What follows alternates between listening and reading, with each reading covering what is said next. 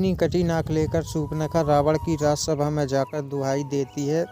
उसकी दशा देखकर रावण क्रोधित होता है। वो शूर्पणखा से राम और लक्ष्मण के बारे में सुनता है, लेकिन जब रावण को खरदूषण के मारे जाने का पता चलता है तो उसे इसके पीछे देवताओं के षड्यंत्र का संदेह होता है। शूर्पणखा रावण को भड़काने के लिए झूठ कहती है कि राम और लक्ष्मण के साथ एक अनुपम सुंदर स्त्री सीता है और वो भाई रावण के लिए उस स्त्री को उठाने गई थी। तब उन दोनों भाइयों ने उसकी यह दशा की और रावण को चुनौती दी कि यदि उसमें साहस हो तो वो स्वयं आकर सीता को ले जाए। सेनापति अकम्पम लंकापति को राम और लक्ष्मण के राजकुल और उनकी वीरता के बारे में बताता है। विभीषण भी राम द्वारा अपने राज्य की रक्षा हेतु असुरों के वध को नीति संगत बताते हैं। रावण को विभीषण की बात अच्छी नहीं लगती। वह राम पर आक्रमण करने को उत्तेजित होता है। सेनापति अकम्पन रावण को परामर्श देता है कि पहले छलबल से सीता का हरण कर लिया जाए, इससे राम मनोबल टूट जाएगा और तब आसानी से राम लक्ष्मण को मारा जा सकता है। विभीषण एक बार पुनः परस्त्रीगण को धर्म विरुद्ध बताते हैं, लेकिन रावण कहता है कि धर्म अधर्म का विचार शक्तिहीन कहते हैं। महल में रानी मंदोदरी भी रावण को समझाती है कि राजा की गलती का परिणाम समस्त प्रजा को भोगना पड़ता है, लेकिन शूर्पणखा फिर से सीता की सुंदरता का बखान रावण का मन उन पर आकर उत्तेजित होता है। रावण विमान से मामा मारीच के पास जाता है। मारीच राम के बाण से घायल होने के बाद सन्यासी बन चुका होता है। रावण उनसे मायावी विद्याओं की सहायता मांगता है। मारीच उसे राम की शक्ति के बारे में बताता है। तब रावण चेतावनी देता है कि मारीच उसकी प्रार्थना को राजआज्ञा मानकर पूरी करे अथवा परिणाम भोगने के लिए तैयार हो जाए। मारीच मान जाता है। रावण मारीच को स्वर्ग मृग का रूप धारण कर राम व लक्ष्मण को अपने पीछे भगाने की योजना दे रहा है।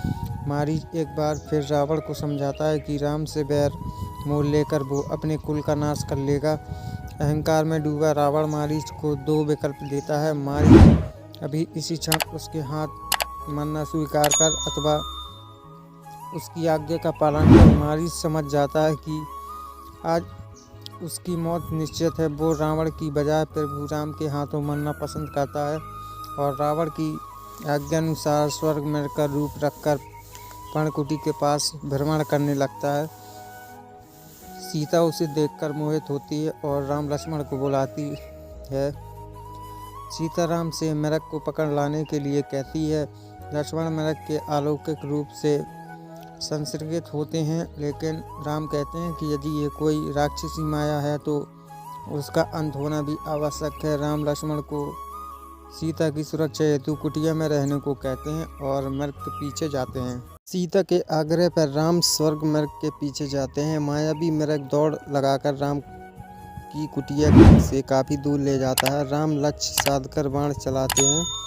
बाण लगते ही मारीच अपने असली स्वरूप में आ जाता है। मारीच घायल अवस्था में राम की आवाज़ में सीता और लक्ष्मण को पुकारता है। पर्णकुटी में अपने स्वामी की चीकार हरी पुकार सुनकर सीता घबरा जाती है। वे लक्ष्मण को राम की सहायता के लिए जाने को कहती हैं, किंतु लक्ष्मण को इस आवाज़ के पीछे कोई प्रश्न लगता है। वे भाभी सीता की रक्षा हेतु भाई की आज्ञा का पालन करते हुए कुटिया में रहने का निर्णय लेते हैं। सीता उन्हें काफ़ी उल्लाजना देती है। तब लक्ष्मण अभिमंत्रित बाण से कुटिया के चारों ओर एक रेखा खींचते हैं और सीता से इस रेखा के बाहर कदम न रखने का अनुरोध करते हैं। आवाज़ की दिशा में चले जाते हैं। रावण अवसर पाकर साधु का वेश धारण करता है और कुटिया के बाहर आकर भिक्षा मांगता है। सीता उसके लिए भोजन लाने कुटिया के भीतर जाती है। रावण भी कुटिया के भीतर प्रवेश करना चाहता है, लेकिन लक्ष्मण रेखा को पार नहीं कर पाता। तब वो कुटिया के बाहर भूमि रमा कर बैठ जाता है। वो सीता से कुटिया के बाहर भोजन देने को कहता है।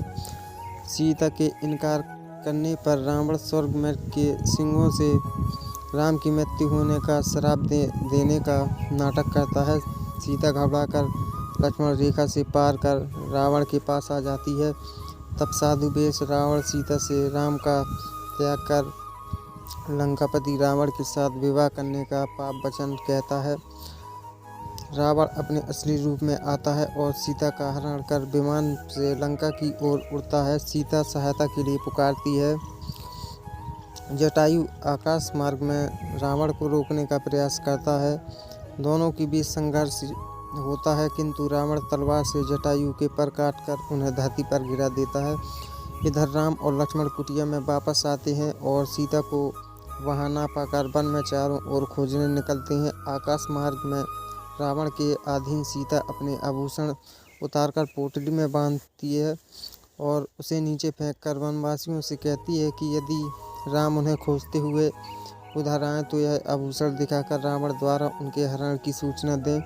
रावण को भरोसा है कि कोई वनवासी राम को लंका का पता नहीं दे पाएगा, लेकिन सीता को भी विश्वास है कि उनके स्वामी उनका पता खोज लेंगे।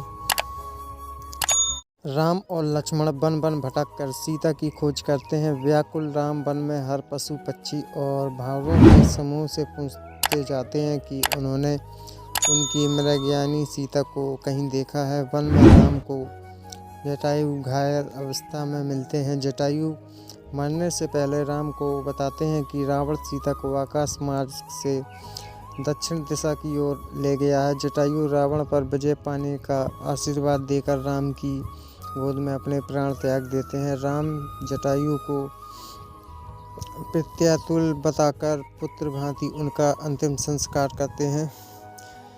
उधर रावण सीता को लेकर लंका पहुंचता है और उन्हें अशोक वाटिका में राक्षसों के पहरे में एक वृक्ष के नीचे रखता है। सीता रावण से कहती है कि उसने देवताओं को परास्त किया होगा, किंतु एक पवित्र सतीव्रता नारी के सत्यबल का सामना उसकी भ्रष्ट शक्तियाँ नहीं कर सकेंगी। उसका समूल नाश अवश्य भावी है। सीता छल बल से उसका हरण करने के लिए रावण को धिक्कारती है। रावण सीता को जबरन अंगीकार करने के लिए आगे बढ़ता है। सीता घास के एक तिनके को तोड़कर अपने और रावण के बीच रख देती है और धरती की परम सती नारी माता अनसुईया को साक्षी मानकर कहती है कि एक सती नारी और पशु पुरुष के बीच एक तिनके की दीवार भी अमोघ होती है। यदि रावण इस तिनके को लांघने का दुस्साहस करेगा तो वो भस्म हो जाएगा। रावण अपने मद में सीता को बाल पकड़कर घसीटते हुए ले जाने की बात कहता है और अपना हाथ आगे बढ़ाता है। तभी रावण को सावधान करते हुए आकाशवाणी होती है कि वो नल कुबेर के श्राप को याद करे। रावण को याद आता है कि उसने अपने सौतेले भाई नल कुबेर की पत्नी रंभा का बलपूर्वक शील भंग किया था। तब नल कुबेर ने उसे श्राप दिया था कि यदि वह किसी पर स्त्री की इच्छा के विरुद्ध उसका सतीव्र भंग करेगा तो उसके सिर के 7 टुकड़े हो जाएंगे। रावण सीता की ओर बढ़ा अपना हाथ वापस खींच लेता है, लेकिन दिखावा ऐसा करता है कि मानो वह प्रेमवश सीता के साथ जबरदस्ती नहीं कर रहा है। वह सीता को 1 वर्ष का समय देता है कि वह स्वयं उसकी रानी बनना स्वीकार करे, अथवा फिर उसके रसोइयों सीता को काटकर उसका कलेवर तैयार करेंगे। रावण सीता का आत्मसमर्पण करने के लिए राक्षसियों को निर्देश देकर अशोक वाटिका की मुख्य प्रहरी राक्षस त्रिजटा उन्हें बाहर भेजकर सीता को सावना देती है और उनके लिए शाब्दिक भोजन की प्रबंध करती है, आश्वासन देती है। रावण की पटरानी मंदोदरी एक अन्य रानी भैरवी को अपने नए राशि वस्त्र देती है कि वह इन्हें सीता को भेंट करे। सीता मंदोदरी की भेंट विनयपूर्वक अभिस्वीकार कर देती है और संदेश भिजवाती है कि वे अपने पति रावण को समझाए, अन्यथा उसका समूल नाश हो जाएगा।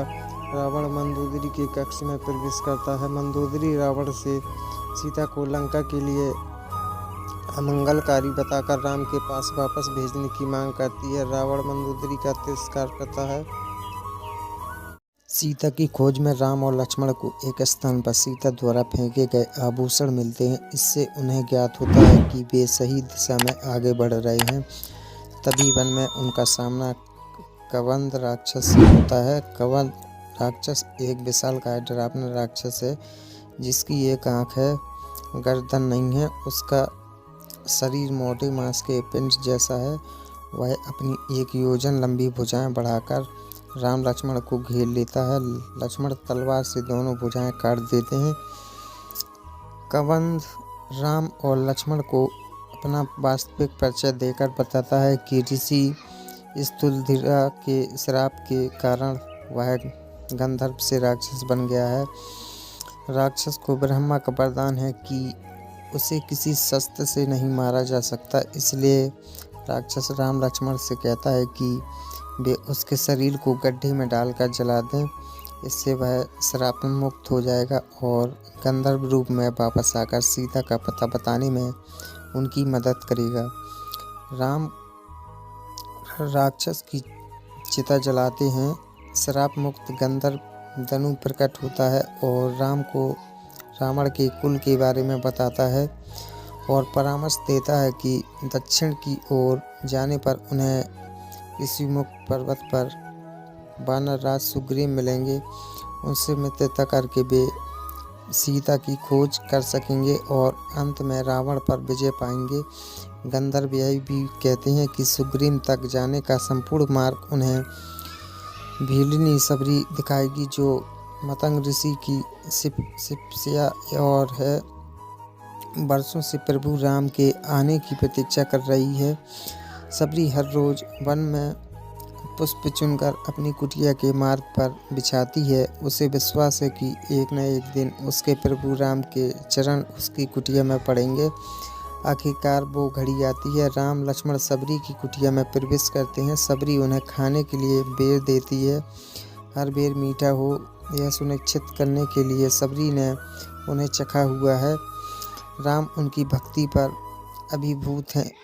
वे चाव से बेर खाते हैं। लक्ष्मण राम को सबरी के झूठी बेर खाता देख मोह बनाते हैं, लेकिन बड़े भाई की आज्ञा पर उन्हें भी सबरी के झूठे बेर खाने पड़ते हैं। सबरी उन्हें बताती है कि उनके गुरु के तपोबल के कारण मतंग वन के हिंसक पशु भी हिंसा छोड़ चुके हैं। वनस्पति सदैव हरी भरी रहती है। सबरी यह भी कहती है कि ऋषि मतंग उसे सीता की खोज से निकले राम को सुग्रीव का पता बताने की आज्ञा देकर परलोक सिधार गए हैं। सबरी बताती है कि यहाँ से आगे जाने पर उन्हें पंपापुर सरोवर मिलेगा। उसके निकट 2 पर्वत श्रेणियों पर उन्हें सुग्रीव और हनुमान मिलेंगे।